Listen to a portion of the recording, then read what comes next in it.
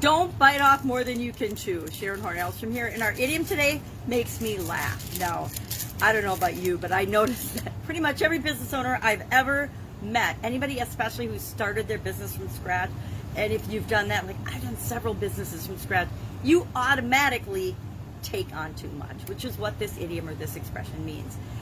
Don't bite off more than you can chew is a relatively old expression. It came from the medieval times, or at least a version of it, and it meant to be too greedy, too much. And then in the 1870s, it was attributed to eating too much food, being a glutton, taking too much food, actually biting off more than you can chew.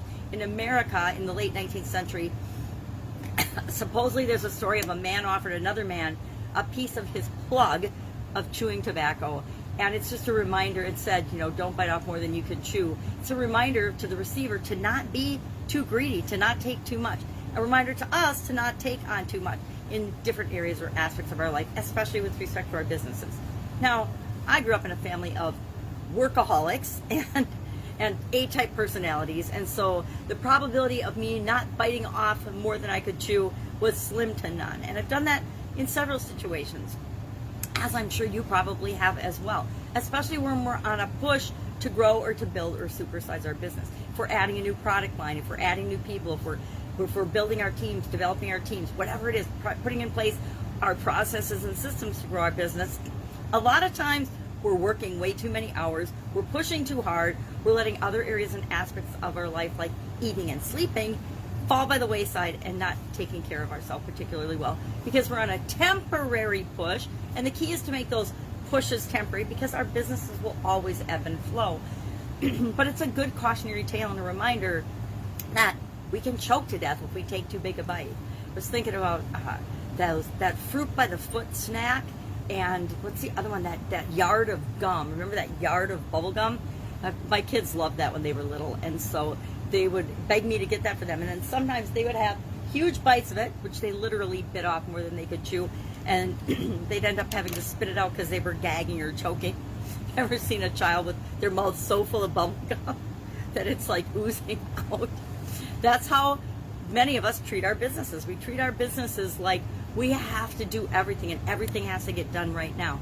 But the truth is, often slow and steady wins the race. If we've got a plan and we're following that plan, and we're paying attention to what's going on around us, and we're implementing that plan, and we're adding team members and processes and systems to build and grow in a way that's right for us, and that'll be different for everybody, then we're not biting off more than we can chew. But if we try to do everything at once, do everything ourselves, we get burnt out and die, what's the point? There's no point. So, love to know your experience with this particular idiom or expression.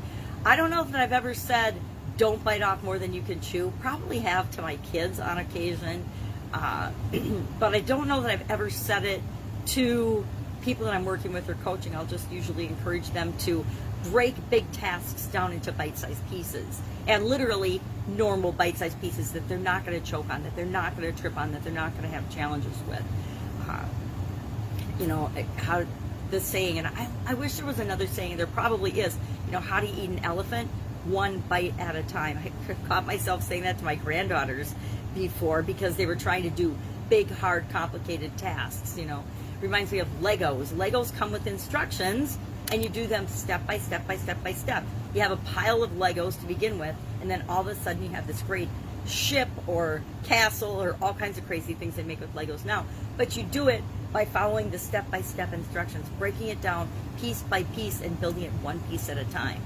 And I think it's important that we remind ourselves, as funny as this, and as much as this particular idiom makes me laugh with respect to building and growing and supersizing our business, it reminds us to try to find some semblance of sanity as we're building, as we're growing, as we're supersizing.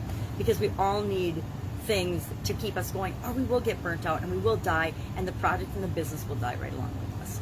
All right, that is our idiom today. Share in the comments below what you think of this, your experience with this particular one, and I will, of course, be with you tomorrow with another interesting challenge and change related idiom for the month of August to go along with the Get Up and Go challenge.